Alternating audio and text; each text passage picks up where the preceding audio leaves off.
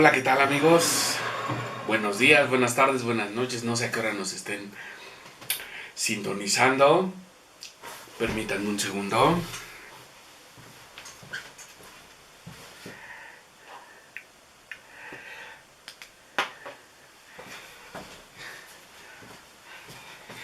Muy bien. Buenos días, tardes o noches, no sé en qué horario nos estén observando. Les mando un saludo y un abrazo a todos. Este es un pequeño video para la plataforma de Ortomedia en Trauma, un grupo de 70 a 100 ortopedistas localizados aquí en la República Mexicana. Vamos a empezar con algunos videitos sobre cosas que les pudieran ser de utilidad en su vida diaria. Todos en algún momento estamos expuestos a través de un descuido o de un instante de mala suerte a presentar algún tipo de lesión traumática. Entonces, bueno, este es el primer video temático que vamos a incluir dentro de nuestra plataforma. Nos da mucho gusto. Detrás de esto pues tenemos trabajo de varias semanas, varios meses, finalmente para poderles ofrecer un producto de calidad, algo que sea de su agrado, que les llame la atención, pero sobre todo lo más importante, que les pueda proporcionar alguna información que en algún momento les sea de utilidad, y con eso nosotros nos damos por más que servidos. Entonces, el primer tema que queremos tratar con ustedes son las fracturas de radio distal por la frecuencia que representan en nuestra población. Son aproximadamente el 15% de todas las fracturas, una de las más comunes en todos los rangos etarios, desde los niños pequeños, los adultos mayores, en donde ya tenemos compromiso a veces de la visión, de la audición, de la fuerza muscular y del equilibrio.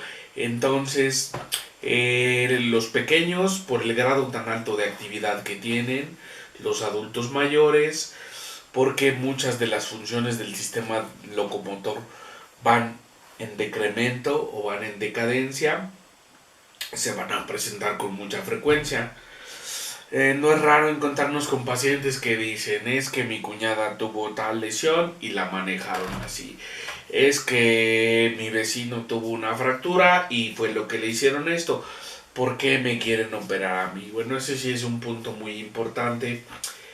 Estamos hablando de una región anatómica, está localizada en el antebrazo.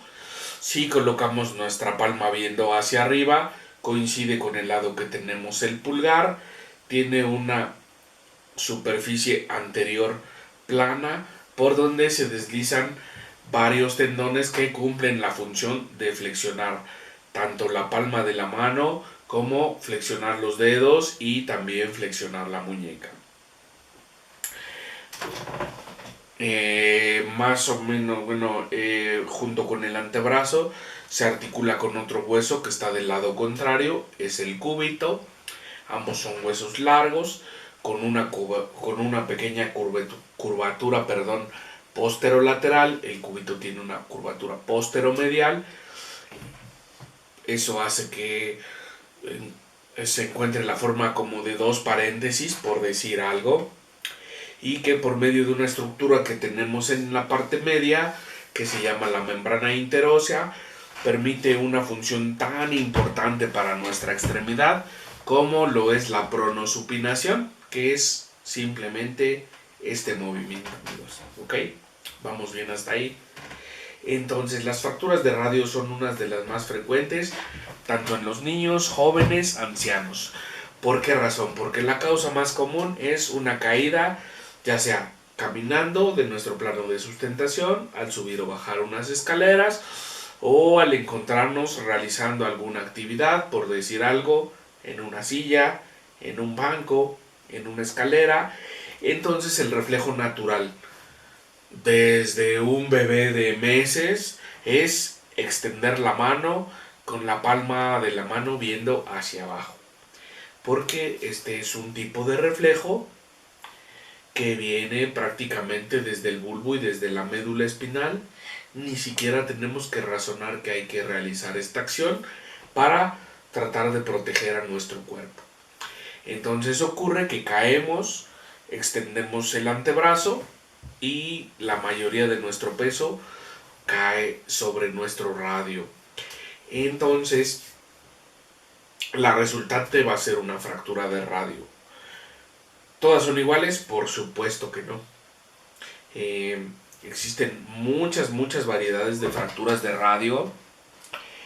Digamos que la clasificación más sencilla pudiéramos decir que son extraarticulares, que no comprometen la articulación, articulares, que sí comprometen la articulación, desplazadas o no desplazadas.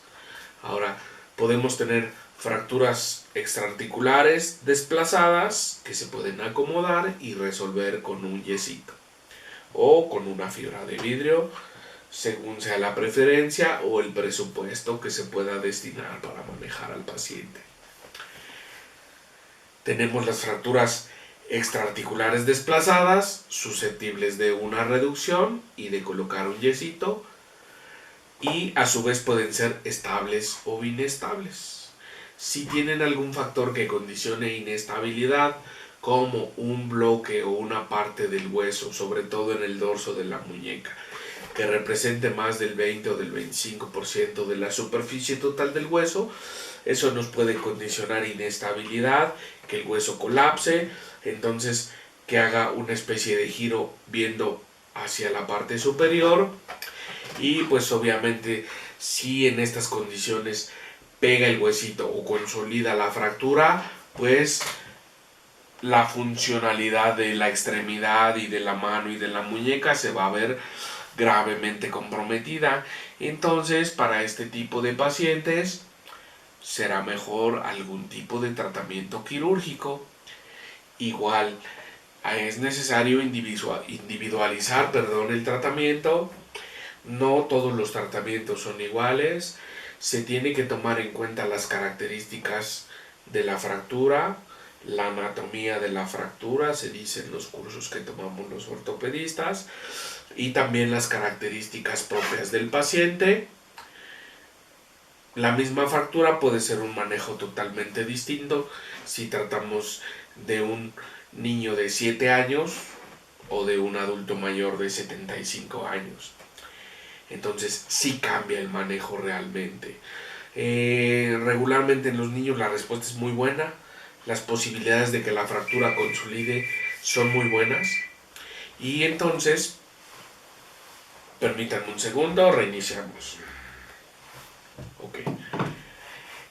Entonces tenemos la opción de sedar al pequeñito, dormirlo, acomodar la fractura, colocar un yesito.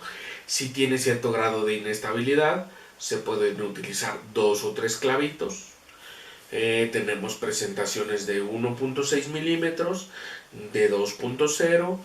Bueno, también tenemos de 1.2. Considero que son pequeños para manejar este tipo de lesión.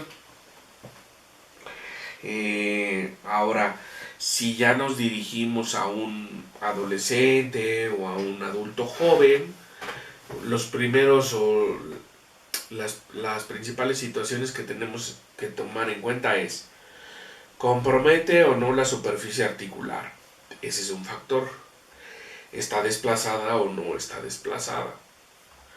¿Es reductible o no es reductible? Y si tiene factores propios de la fractura que condicionen inestabilidad. ¿Cuál es el más común? Múltiples pedacitos de hueso dentro de la misma fractura es un factor que condicionará inestabilidad, y para este tipo de pacientes lo mejor será hacer una osteosíntesis. Puede ser un fijador externo, una placa en T 3.5. Son de las primeras que existen, yo creo que tienen por lo menos 30 o 40 años en el mercado. Sí son útiles en algunas lesiones, no son las más novedosas. En lesiones donde está gravemente comprometida la estructura del hueso, se requiere a veces de una placa pues de un diseño más moderno, con posibilidad de múltiples tornillos. A veces la particularidad que tienen es que la cabecita del tornillo no es únicamente esférica, sino tiene rosca parecida al cuerpo del tornillo. ¿Y cuál es el beneficio de esto? Que la plaquita se puede sujetar tanto de la placa metálica como del huesito del paciente, y eso sí le confiere ciertas ventajas. ¿Cuáles son las desventajas? Pues que es un implante más costoso, se utiliza con menos frecuencia, es un poquito más difícil de conseguir, aunque en la zona centro de la República pues es muy sencillo conseguirlo de un día para otro. Y bueno, también tenemos la opción de los fijadores externos, en donde se colocan dos clavillos a través de una herida de 2 milímetros en el segundo metacarpiano, otros dos clavillos roscados sobre el radio antes de la fractura, se ponen un par de barras, se monta el fijador, se acomoda la fractura, se bloquean todas las abrazaderas del fijador y en un buen número de casos esto nos puede garantizar que la fractura ya no se mueva. ¿Cuál es el inconveniente respecto de las placas? Pues que la movilización de la articulación de la muñeca se verá retrasada el tiempo que permanezca el fijador, que puede ser algo tan pronto como 5 o 6 semanas, en el caso de un joven con una fractura simple, hasta 8, un poquito más, en un paciente adulto mayor, en donde tenga múltiples fragmentos óseos y con alto riesgo de que en algún momento la fractura colapse. ¿Qué significa eso? Nosotros recuperamos el nivel de la superficie articular más o menos a la altura que debe de quedar. Y una vez que se retire el fijador, como el hueso tiene menos resistencia, como es más poroso, se va a presentar un hundimiento de la superficie articular. Va a ser mayor conforme mayor sea la pérdida de dureza o el grado de osteoporosis de nuestro pacientito. Eso va a implicar la posibilidad de que tenga un hundimiento, incluso requiriéndose en algunos casos de tomar de alguna parte de nuestro paciente, ya sea de la tibia o de aquí del hueso ilíaco, donde nos abrochamos el cinturón, un poco de injerto de nuestro propio paciente, y también existen sustitutos sintéticos de hidroxiapatita de calcio o hueso cadavérico ya utilizado, más bien procesado, liofilizado, esterilizado, para evitar la transmisión de algunas enfermedades. Entonces, no es un tema tan sencillo, tampoco es la lesión más compleja que se maneja en ortopedia. Sí es una de las más comunes. Que tengan que llevarnos a quirófano, pues a lo mejor con las fracturas de tobillo la frecuencia es más o menos parecida, o a veces es superior las fracturas de tobillo, porque un buen número de fracturas de radio en manos expertas se pueden resolver con un yeso o con un aparato de fibra de vidrio. Todos estos factores son lo que tomamos en cuenta cuando analizamos un paciente, cuando lo revisamos, y entonces algo que tienen que tener en cuenta es: se cayó, tiene un chipote en la mano, le duele muchísimo, no es el mismo tratamiento que hayan visto con algún familiar o conocido anterior. La variabilidad en el manejo de estas lesiones es muy grande, por lo menos hay 20 subtipos diferentes de fracturas, y bueno, pues siempre se tiene que optar por el tratamiento que le pueda proporcionar a nuestro paciente el mejor resultado funcional, que se resuelva favorablemente, que le devuelva la funcionabilidad de la articulación. Y otra cosa, pues que sea accesible al costo, ¿no? A veces el factor económico puede ser una limitante. Tenemos lesiones en donde hay implantes excelentes, maravillosos, preciosos. Desafortunadamente la gran mayoría de ellos son hechos fuera de nuestro país, entonces económicamente estamos hablando de que hay placas que tienen un costo por arriba de los 20,000 pesos. más los gastos de hospitalización, del equipo quirúrgico, etcétera, pues sí representan a veces algún sacrificio económico importante. Pero más allá de eso, la recomendación es que cuando presenten un caso de estos, uno, no vayan con un huesero, la gente de provincia y de los pueblitos de aquí de nuestro México precioso, no vayan al huesero. Se necesita una radiografía y de preferencia pongan a su pacientito en manos de un buen ortopedista, y pues hay que seguir el manejo. Entonces, es un tema relativamente sencillo, pero las opciones de tratamiento son bastantes. Entonces, confíen en su médico ortopedista y pues hay que seguir el manejo sugerido por este. Ahora, no cuenta con un médico ortopedista de confianza o de cabecera, los invito a que visiten nuestro sitio web, se llama Ortomedia and Trauma, y bueno, ahí van a encontrar un grupo más o menos ahorita 70 especialistas. No se requiere el manejo más especializado.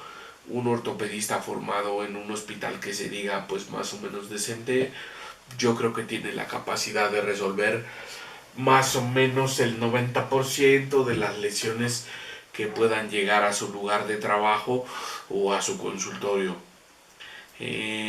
Sí existen lesiones de alta gravedad en donde se requiere una experiencia mucho más amplia en cuanto a manejar ese tipo de lesiones. Pero mi recomendación, localicen a su especialista de confianza, atiéndanse y el gasto que sea, si está a su alcance, no escatimen. Una vez que se tiene un resultado no favorable por realizar una cirugía que no era la ideal, así pueda reoperar al paciente otras 2, 3 o 4 veces, el resultado va a ser complicado devolverle la función. Regularmente el mejor resultado en este tipo de articulaciones que son relativamente pequeñas, en donde el balance mecánico, anatómico, etcétera, es muy fino, es una variación de un par de milímetros, nos puede dar grandes cambios respecto a la funcionalidad de este tipo de articulaciones.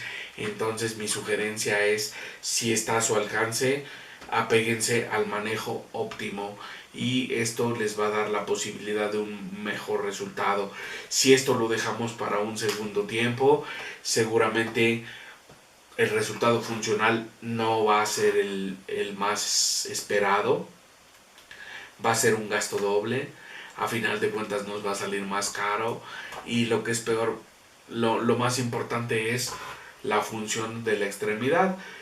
Muchas veces no lo tomamos en cuenta y pues nos pareciera, como siempre tenemos bien las manos, nos pareciera pues como algo muy cotidiano tenerlas bien y utilizarlas para todo lo que hacemos todos los días, ¿no? Aquellos pacientes que han tenido una lesión grave que tenga complicaciones como dolor y rigidez, entonces nos damos cuenta de la importancia de tener un sistema esquelético en óptimas condiciones, ya sea desde un dedito hasta una articulación más grande como la muñeca o el tobillo, o articulaciones incluso más grandes, ¿no? Como la cadera o la rodilla, o incluso la columna vertebral. Entonces, mi sugerencia es que localicen al ortopedista de su confianza, analicen, pregunten, no se queden con ninguna duda, elijan la mejor opción de tratamiento que esté a su alcance y llévenla a cabo, y eso les dará las mejores posibilidades de éxito. Por hoy yo me despido de ustedes, fue un gusto saludarles. Aquí estaremos regalándoles algunos videitos. No se olviden de darle like, de activar la campanita, de suscribirse al sitio, y estamos negociando con nuestro grupo de médicos quienes se suscriban y generaremos algunas dinámicas para hacerles algunos descuentos, ya sea de consultas médicas, de algunas cirugías o regalarles algunas consultas. Esto es algo que estamos negociando todavía con nuestro grupo de médicos, pero pues es un gusto saludarlos. Cuídense mucho, que estén muy bien y hasta pronto.